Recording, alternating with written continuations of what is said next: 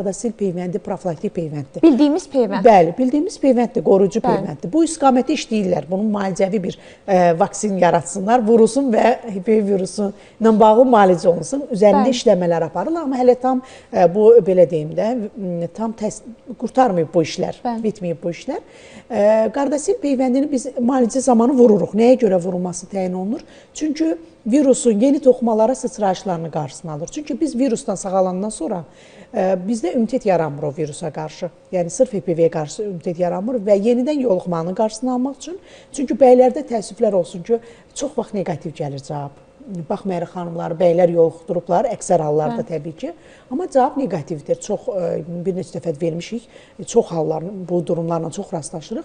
Ona görə də təkrar bəydən biz bilmirik, bəydə bu negativ olub yoxsa yox.